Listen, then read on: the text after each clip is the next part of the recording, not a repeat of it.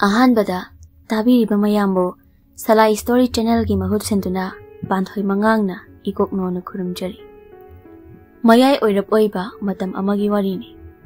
Kondole ngasisu mapagi hanggang mapal masugi bespa amanbado fazana samthoktuna thaudoraklami. Mamaga mapaga di maya kaduna mangonda leptuna yengduna lehawi. Mamana Ibema nang tapna thauko handakane khongbandri yungsile lobula okai na hairakpa yaroigo.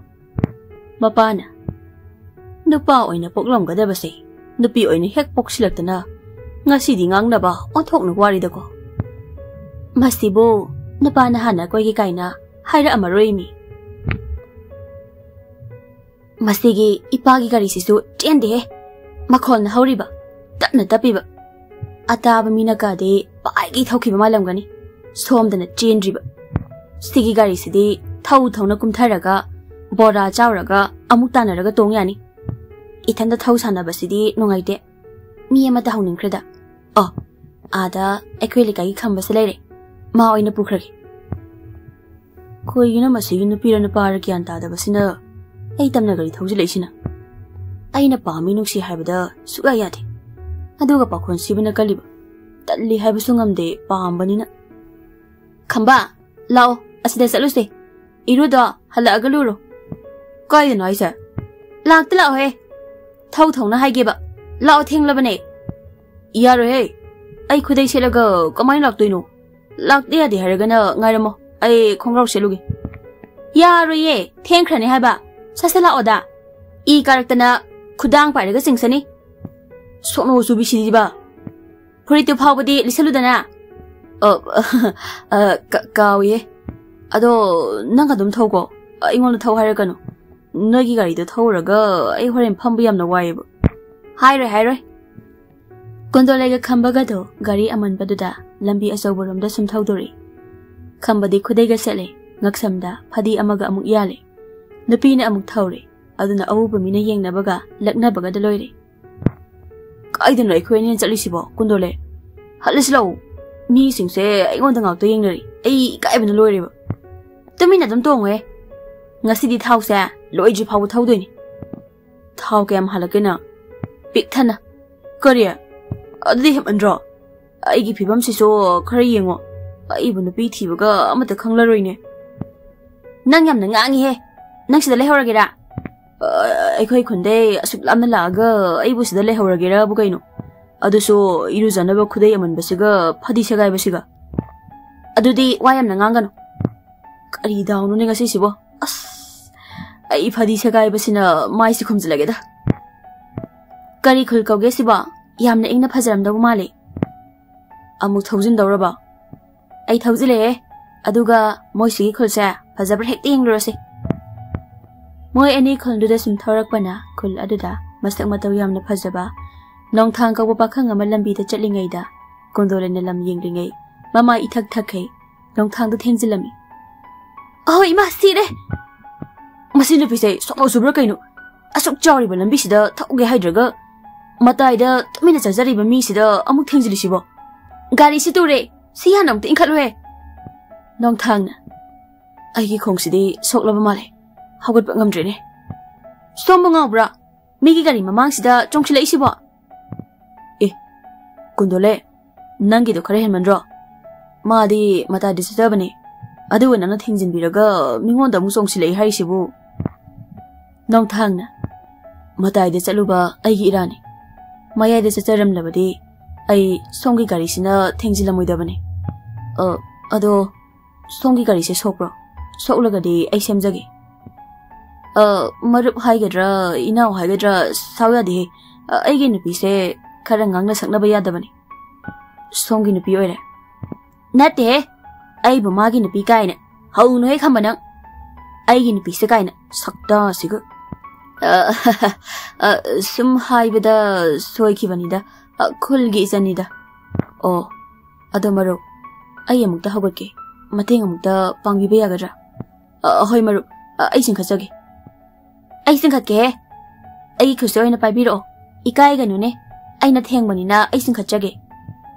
Masinu pisidiba yani marupse oina Masi nupasisu masak phajai haiba wani ikai su thik ali e man ani nupasi ki makhuju pairaga chingkhakreni madaw yai da nupasa ai nupine kaina ba phataba ka di khanganu ko khong si so loitat laba mali ne chatpa ngam garo somba maru ki khuru sidi pom le khongrao ka se loise gai re kondole mai sidi leithem do mali bo si se amai ba da puraga sambi bana fani yani da ai dom chasakhri ayo as maru ki do chatpa ngami thajare adunari khundo khongku samba haiba ahal amai biga leitro ai ki ipu do khongku samba amai bani aduna ai ipu do ni yeng halurake kai no masigi no pasina asuk yamna ingtapi sina kana gumba mi oiram labadi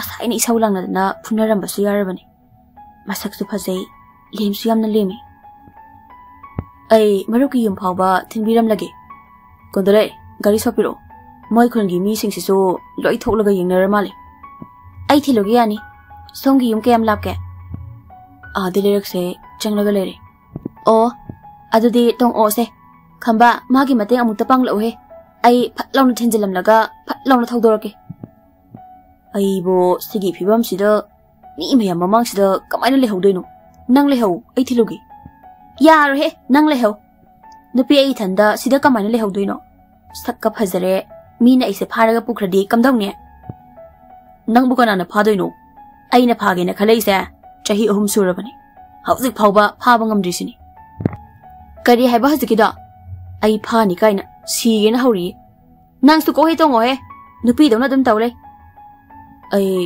ngarang mangda heloi angaobi amana chade ko tan tanarambodo masigi oirjane yarba fazna tongo aduga tadana bakana payu ko aingonda payu habena te he gari da habane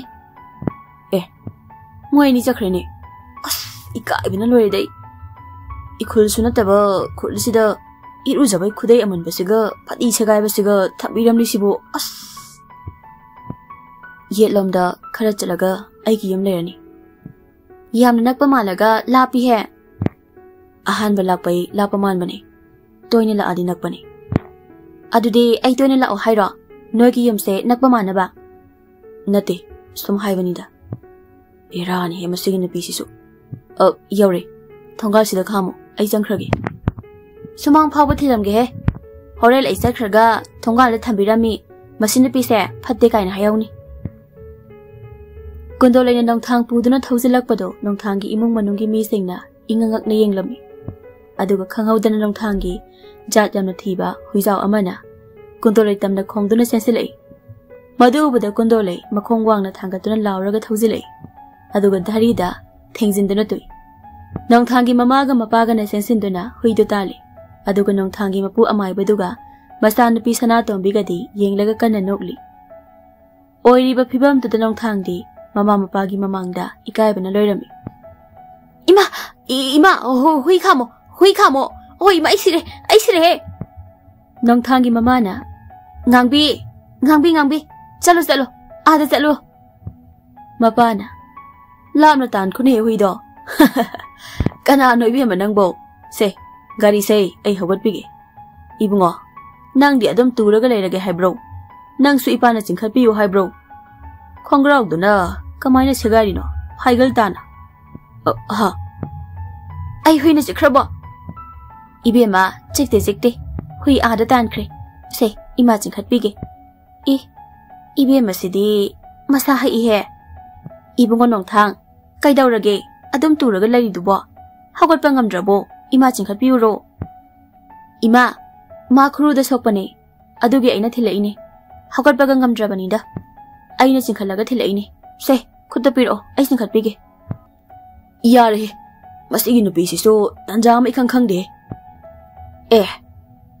mayam hek yobuga khonga kana nganglaine ngasai de yamna tapkhibane kaide soklino ibungo nongthang sidi chawna pomlene nati sibu kamaina soklino haibani soidana nang ngasi su miga khatnarubra nang khatnade ekoi masidi aduga kamaina soklino mi khatnaraga sokpa oiradi adum turaga lehelo sana tombina ekoi imaga pabaga se Eikhoi ta sauda ngang do tau le he. Mapuna. Kadai pupu yengke. Saru nan thok le ne. Hawalo pupu samge la. Lao phakta phamsi. Masibu kamai na sokli bano. Kharasu tat le ne khongse. Aina gari pupu lambi da tusin bada sokpani. Sibo anthok thina tu re de shu de. Mapana kutu chumi. Mamana Ibema nangbo kai de no kari ming kauge. Eikhoi nong thangi mamana biro. Kondole kawe ima mayai khundai ne. Song koirakpada nong thangda gari na ima tata zawbaduna kanna thawra amdradi ai soklamoi dabani. Tata duna kanna thawjilakpaduda aina chongthokpani. Aduda cruise sumaina tawleirami. Kari gumba maga thingnaramdradi ai lambigi mataida hawgatpa ngamdana adum leiradabani. Kaina mana aigi gari sina thombani se so ai haidisina. Mai se aingonda chaibini na kanbiri jalo. Tata na haiba. Hauzikan gi tata thawba singse hidak thaksin jasilaga kanna thawba sidani. Lambida chatawbaga kireda. Adune ma. Adu kondole nang thinglamnani hanaba tawrodana lamga lapanina. Kaino he hekda hanba ya bro. Asuk wana isagi mateng pangdana yum phawba thinbiraklaga. Lawi bema chaga thakisi. Sana tombi namabuki hotel dei chaga boraga lawru. Sendo ima thawrolaga ne piga hayu. Hoi ima. Ima ma cha thakdabani. Ha aibo. Ngasidi thakdaba yaroi. Mapuna hawgatpa ngamri ngose. Sambalore pupu. Loire ne. Pupu ne isugi khong samba. Aidi gyan kamata ta haudre. Kai de ta ne. Nang di isu nupi masak phajabi se yengdana leiraga. Kondo leido mathanta noi. Mapuna isu nupi sida lao. Pupu ga wari sasi. Kondo lei nong thangi mapuna kausindana phami aduga wari sane. Sanatom bisusa bora produktuna mamaga moi puna saminaduna sakhang makhangni. Nong thangdi ngasai na kondo lei gi ingaw zabi matawduda pamba nungsiba phawkhrabani. Kondo lei so nong thangba sum nungsirakpagum tawri. Aduna moi ani hural yengnaba hawrami. Somdana khamba lambi matai gi u amagi makhongda khudai duga phadi duga leptuna kondo lei ngairi. Si yordi aisu ikairaktreda. Ado kondo lei na hoji phawba tholoktrisibu karigino. Nupa aduna phaduna lawkhraba jalo. Adumain tawri bera tai he. Laktila he. Kaigino mana mamon mamuka nolaga thorisina.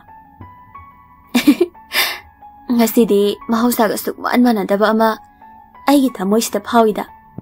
Masiburo nuksiba hairibada.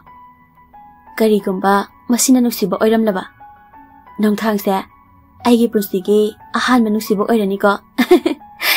Khangdeda. Wakhalse paknungda nungai. Ado magi hui angaobadudi yamna tali he. Kundole aisida lei. Kaiduna mana hendolaga thawgi torisiba. Kundole aidi kaw ye. Nang di adu kaidaramino lao thenge yamda halase. Thengni nang. Adu yamna thengleido karigino. Aidi nupadugi mi singna pharaga nangse phukhraba ninglure. Adugo nangna yam harawnaga thawraine.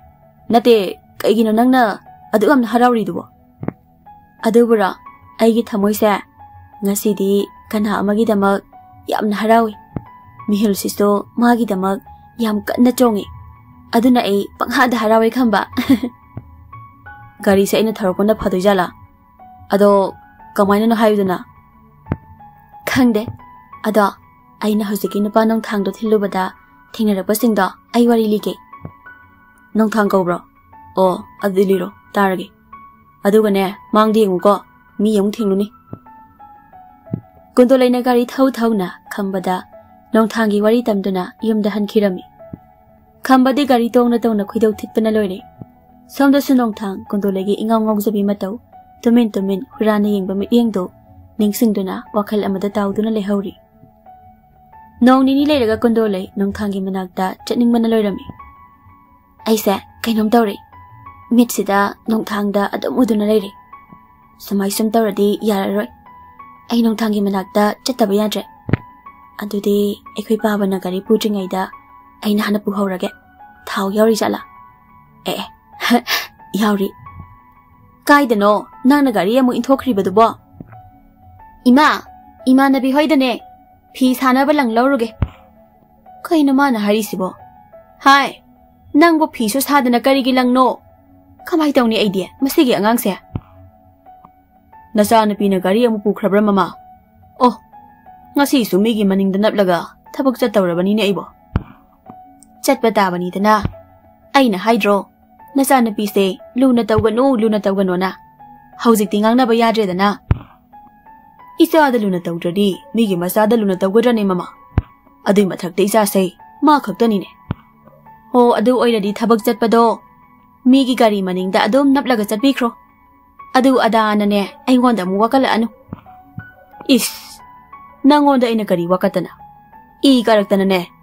Lawfu momoko lawni yung tholaga. Bes pa ahan ba ma. Laythokani ko. Yaman ba ama laysila adudi. Law inkon yolaga. Gari at sao ba ama laysiluraga. Haus na tsara suhen. Gari tawhan ba sungamdana. Miya mamangda noksinaraga layba nupa ama. Yaman sila Nang so, yaman ba malay? Ay di ka na mali ba? Haydok pa yade? Adudi nawalaw dehe. Lawning daga law, lawning daga to. Somda na kondole, kamba amu hawala ami. Kamba, mawzapuri segay ba amaga. Kuday amaga lampagta, moy kara, zuwar sanaraga layrami. Kondolay na kamba kauraga, gari tawzilak pa do ubada, kamba lo na buhat na rami. Masigi na pisa, so ay dana, kaida no masalo si haira ani tawise. Iyamba, nangi pug akang bagi marumda amuk talol kehe. Tawrisi ang une. Loli ba kaida ni ne?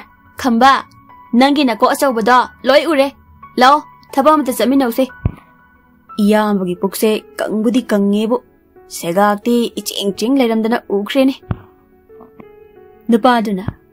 Masak asiga, mana makok chaw bagi uraga. Ado nang bo, kondolay si yampami nung siya ne. Ado ka malaaga, karigi chelino. Ay na pambay nung sibay wane. Mana di ay siya, magi minay oy na uriba ni iyamba. Ado ay matagda, sena ba wakraba na pini. Napina nga bahay si di mahawsani ne. Ay so, noy natay man ang ngamli si di. Iyamba, bahab tataba kralere, ko na hayrage. Tabro kamba, lao, taba mata sa amin na ruseba. Kay tabang no nang chatoy dubo. Nang chalorozo, ay tabak harlaybo. Tabak hayri se, zuar sanaraba siro. Zuar sanaraga matamang handoy saro, tabak suwo, sentalo. Noygi haunabi, chahi amagi paukara hapchilaga, chabo konani konaroy so kangdabi, nabuk nalaga, zuar kara sana, yu kara thak, miyo kara ngang na tawraga, matamang hanbado. Maduna kay sukana ba, chakotba puro oye. Paudo layringay da, tabak suwo, sentan salo, nasana susemo. Atay ni pasting duna. Kamba. Nang hauzi hawba chatri bro. Eikhoi sarulage. Nang wando ina tanirulage ha. Chali iyamba. Laway masabi. Masigi laysabi sinangang thurak pawase. Khoidause. Prok hekda sagutlimi. Amana. Masaksidi yam naman dabani. Itap tapi lanzadabi yam naman mani. Aduga natinataba. Ayuki matibong tagi sasinaraga. Hore namitaji pawni. Moina zuar sanaraga wathi wari nganglaga laidise. Moigumba se khara thuna sikradi phadawne. Natradi hawalaliba angang singse moi mataw tamdana loi mangladoini. Nupa amana. Hauzi kundole hari bilai sabi sina Eikhoi da hairambado tahawbra maya. Ataina. Yare se mana ngangba wabu. Adui saru chedo paksin bai mahuda sasat yalawne. Kaino nang na haidubo. Ngahangi nupadugi yumda chalaga kaidawga haino. Anabada hangbiruse haiba. Aina gari na thambiramlaga hangba chatpidradi nangse mina kanum khalani aingondadi gari khandoiba. Gari na nangna thombane. Mayumda changlubasu nangne. Aduga aingonda gari khandoiba. Mi butam ngambra he. Sasa tongkhalaw he. Ipa am tholani. Basigi nupi sida paami haribida sani na ina tarise. Yabirak prasu natabada. Kana payo ka. He! Engonda nate, gari da habane. Kuning na tinjila adi, I oraga tongni nang. Tap na thaw kondole. Tapna na ina thori se. Oh. Si tapna thoba chungbo re. Kanna ga thori aidi aidi moza furi sagai basuga khudai si kanini aina dolagi gari da tongro ga lai si de. Kondole gari khamo. Yum phabu da chalu se. Yaudor he tumina dum tongo. Aidi lore da nanga si so. Si inani ne. Mi khaina ingon da yenglaga nok nok dona le hawe di. Aidi agi phajaba da yengla ira na khaluraga as igai khreda. Kondole gari mamai leyo. Yum da firon holaga amuk lak se habane. Kondole masidi isum karaka dareda. Matai da mamai le tho. Kumo aduga sida ngai ramo. Ai ibong nong thangge na ba hangbiroge. Ha. Ai sida ngai ramo haiba. Sigi phibam sida. Hoi he. Ado. Koise chatlam ganu ko. Ai thuna lakani. Asenki ga jakrene. Kondole thuna la uko. Si yoradi so ai mi sabana farani. Khamba khudai duga mojapuri sagai baduga lambi matagi ukhong du le hawi. Aduga kondolena nongthang hoi da chatlami. Kondolena nongthangi thongal hek yaubaga nongthangi hui angangbi laba achobado kanna khongduna kondolai tamna sensilai. Kondolai ki bana peri nongthang da kanna kawi. Nongthangi mamana ngangbi masigi hui sina mi amata uba yadri basibu karigino. Asidi nahangi ibe maduni ne. Ibe ma nang dikai des loino Eikhoi de la iro. Ima kanano ai kawi dubo. Kondolai ni ne. Ibong nong thang gi anaba hangwala ko ni ima. Noi hui se ai nak ta dum lai se chikla ka doiro. Chikla oi. Lao. Imong da sanglaga wari sarusi. Nong thang magi gari se sumang da amuk tension biro he. Hoi ma. Ai ngarang mangda urame de ngasi lakpagi oredana. Ibong khong pharaba. Phare. Pharabani. Lao sida phamuse. Ima karigi na mangonda mi mayam ama leri sibo. Nongthangi mapudo amai bani dana. Aduna anaba yengba laiten khoirambagi laknari ni. O pabaga sanatombi gadi leitro ima. Mapadi thabak sakhi sanatombi budi hausi wai de leirambani ne. Karai de sakrabano mabo. Ima sanatombi do makhale gaigi isan tombi do la ambani. Maga chalamani. Kondole Khambadi yarokdro nathanda iro. Khambadi sorokta le hori. Kanano khambadi. Lekai gi ibong ne ima. Ai thanda chatpata lena magalak minaba. Aduga mana karigi a sorokta le hori ba. Ai kauruge. Ibong ma changla oyi. Ma ado khudai setpane. Mazafrit amaga adugini. Kaino harisibo. Mabu yamna nangbro. Nongthang Nangi apaba phiron ka leba natro leiradi ne bibikro. Ima nangdabane sen yamna paiba imung ne. Aina ma do khudai setlaga jwar sanaringai da pharaga purakpagi ne. Jwar sanaba miro. Adu oiradi kaururano. Jwar sanaba mi se ima pamde. Hek ubaga thina ngangningi. Ibema nanglana khanuko. Aigi ipa do jwar yamna pamba ipani. Jwar sana mandana ne. Eikhoi pukmut hemut bani. Madudai aigi imasu wakhalena nadana sikri bani. Aduna imadi jwar sanaba mi se suknung he nungside he. Ibe masu jwar sanaba nupa daga ne yumpan ganuko. Ahai ima. Ibong nongthang nang jwar sanabra. Aidi sanade he. O kaigi no mana jwar sanaba nupa da yumpan ganu hairaga. Aigi isa nupa da oina jwar sanabra haina hanglisina. Moi anigi sibu manung da wari leizalani. Ibema ima chabora lawiruge. Nongthang nasan piga leminaramuko. Hoi ma. Noi ima sa mabuk yamna phai. Hoi. Ado nang busum lairo. Atai desu chalukidero. Chaloi. Nangi anaba hangluge na lakpani. Ado naba pharabo yengene khongrang lu takhalo. Phare. Paira kanuwo. Ima nang ukidana ba. Kaino nang natin throk tong na chongli duba. Yubra gi khusa. Adina teda. Ima na ukhradi babla na mukhan kini na tawbani. O adumaina khana boira. Somdana khamba phibam duga awba mina angaoba ina khanarami. Aduna khamba ikaibaga asawbaga punkiduna Kundolaibu pamlambadagi fattaba mireng amada oina yengba fattaba wakhal khanba hauраklami Kundolai nangna ibu ikaiba nang halibasa ngasida nateko haina pami nusi hairubagi madugi laman khumlibra ingonda nang adabu nangna khangadabadi aisa moirang khambadu nate masimadi nangna khangadabani ko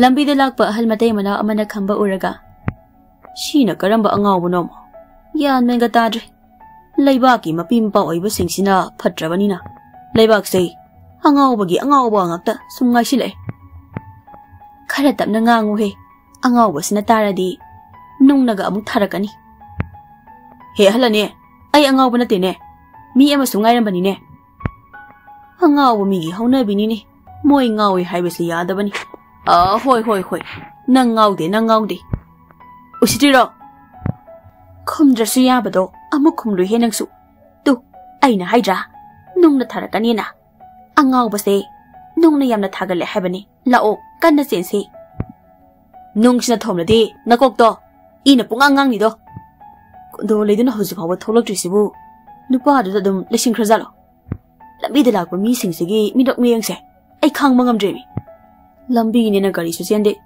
chelasu sen yaruktabugum taw Kundolaira ada thawrise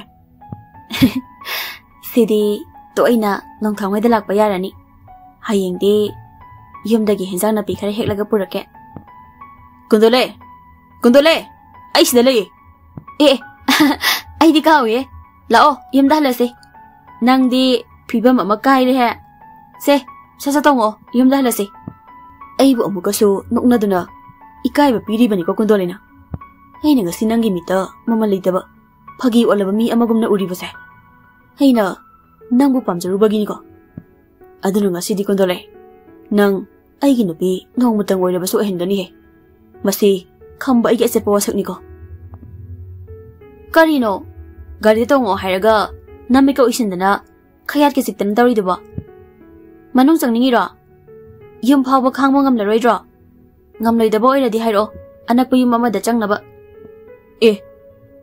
Aina wasakpasibu mana puknungaitaba manungda changningba oina mu ubiraba matamduda khanglakani Kundolai horen sitaga mangsilamganu ko ipana thabak chatnariba gari ni ado ngasigi wari tagera nongthanggi imana chabura lei chatlingaida nongthangga ibani dang lehaweba ko aduda iso ikai bana loiraba adugane aingondagi nongthangni hena ikai thilerambagi wani mi Aduga ina magi makhonga nabada yenge na paiba ko maduda mana ikai dana tawada khunungsi amane mi acha kumaida kerosin haibani ni maiside no ai gi toji phawde nangno ogo Kundolai na khambada wari tamduna yam harauna yumda laklami khambade gari tong na asawbulo sinduna kudum taduna khangi aduga haujikti Kundolai ga nongthanga sumtoina unnabada natana yamna so nungsinaraklami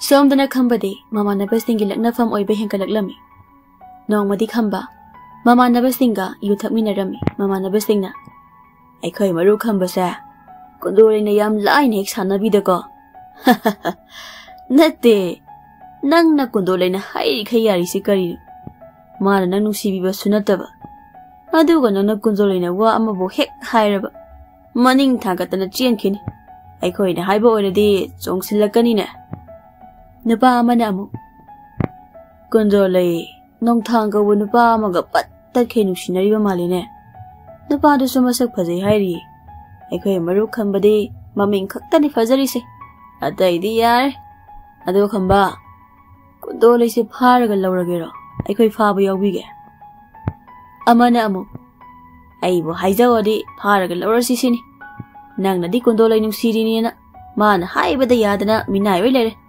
aduga mana nupa amaga pattat khe nungsinaraga lere khamba nangbu pura michibong ni aibo kare aibo michibong gaide nang nakokdo thugayra khamba nga kai nang doido se yulili da thamune khamba se phajana ngaru male ado khamba nupi da kem tawba ngamdraga aingonda ri tawrakanu he ataiduna yare nangsu Oi, ai mi thibong na tine. Kundo lai se, ai gini, khamba ai gi. Launing ba matamda, phaning ba matamda, tap lang na pharaga lawba ngamba, khamba ni khamba. Kundo lai se, ai gi safu di yok panga gu mane. Aduna, mana safu sida sananing ba maong da sanaja sano. Ai na chaning ba numita, tap lang na pharaga cha daw gi ngai ba ni ne. Khamba ai se, moirang khamba da na tine. Nong bandagi hena phattaba khamba ni ne. Mamana ba sing aduna. Khamba. Nang na hariba wa dubu aseng bro. Noi yamna thajadadi kono leisa. Kai namita phauge. Hauzik phauro. Natraga hayeng phaura. Oi. Aina apangba amagumna. Mana haiba khuding yaduna larisa. Noi gi wakhanda. Kondo legi minai ni na khalibra. Nate. Sungna nate. Aiso khoi thakli bane khoi. Hauzik tima aigi khoi de thura bane. Aina chingkhatning ba namita chingkhatuna phaba yaraba. Adudi khoi de thura ba nga adudi chingkhatuna pharodana. Yadri. Nong thang haiba mi se hana phuki dawbane. Makhong maku thudeklaba matungda kondo leisa. Aina tap launa pharaga. Aigi na pi oithokla doine. Adubu nong thang hana phugadabane. Adudi Eikhoi phubige nang yaudrasu yani. Aduga ne nong thang hariba nupado hek phubaga. Kundolei amuk pharaga marup khambana lawba ngamladro. Ngamni. Yu sina sakhi oisano. Chana basisu yauksano. Aina ngamni di ngamni. Adudi hayengi namisida nong thang phure. Khambaga mamana basing aduga yu thakduna nong thang phuba aduga kundolei phaduna lawba haina walip narami. Nongan baga mamana ba marido nong thang phanaba phunaba nong thangi khulda chatuna tanda yengduna leirami. Nong thang su kundolei ga unana ba haiduna loshilami. Mamana nong thang nang bukai chatoino. Imane mangyamna nungairamdeko. Satrasu yaba thabak oiradi chakanuko. Imagi mangse yamna chumbani. Imagi mangse phattabadadi adum chumi. Afabadasu khara chumhalu kaidoge ima. Hai, adubu aina ro. Adu nang bukai de chakki hairibano mi. Sana tombina. Eikhoi ma sisu bhabta mande he. Mi pakhang ne. Ina makundolei unaba chatoy oiramni. Tu aina haidra. Kundolei panbada noglai ise Eikhoi ta jause. Nang na mo hai pasariba. Adubu oiradi chaluro. Ado ima mangyam nungaite. Aduna ne kuina di unarunuko. Hoima. Eikhoi ma se mamong nupi unaba chatoyne haibadagi harauri se. Aina nupa unaba chatpane haiba oiradi samphoi dawgi chongsilakani. Hai, irangam na pamlakano. Naruko thoksani he. Ibunga nangbo sen kadi yaurabro. Yaudradi ima pige. Kondolegi kaikeno khara leibiramo. Yani ma. Bubuna pirakpa se leiri. Ai tholage ma. Ngai khone he ima manamga nambikige ne. Yare. Eikhoi ima gumba inembo afaba amata pamjakhreda. Chalo ibema. Chengdo khaptokluso. Nungdangi seng akhapa amata leitrabani. Horena pa halaga chak thongamdena saurani. Sanato miseng kapachangkre mama di harauna lehauri. Aduga nong thang phuna ba lumliba khamba mama na basingdo nong thang na kundolei unaba tholapa ubadagi moi marido nong thang bu koisen sanaduna inaraklami. Nupa amana mi hangba mafam yenglaga koisilaga nong thang se hekta phurasigo. Nupa amana su phuradabane.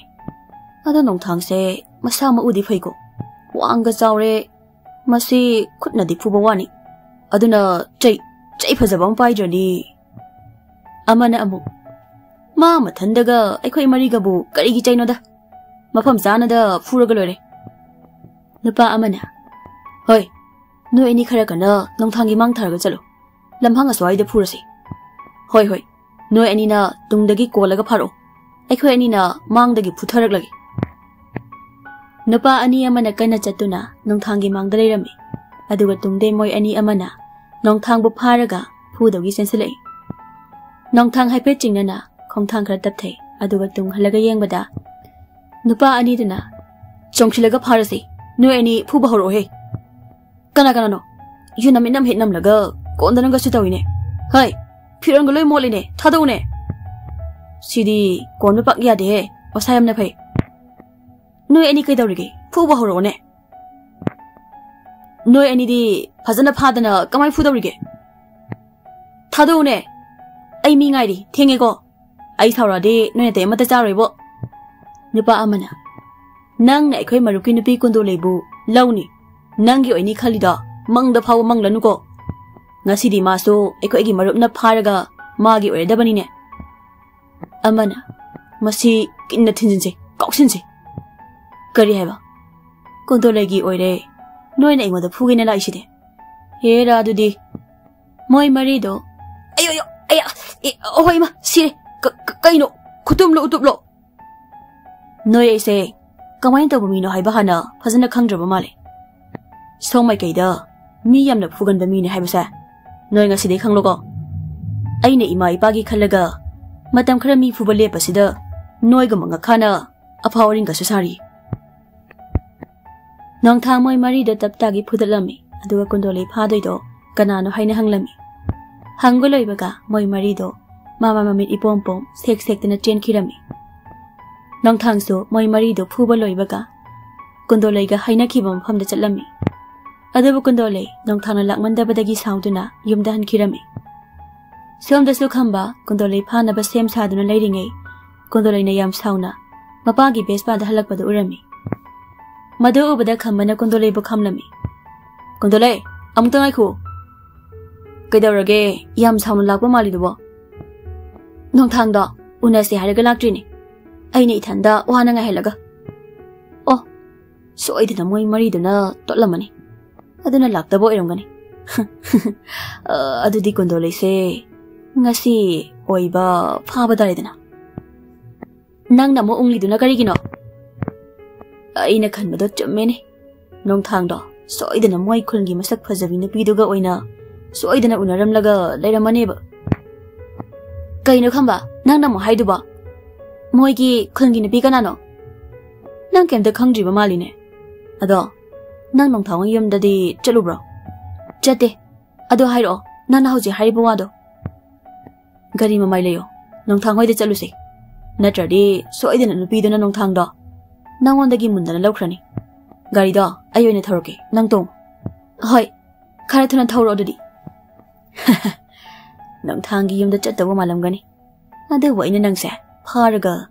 Atopo Imana Bugium the Purini City, Kanglamoini.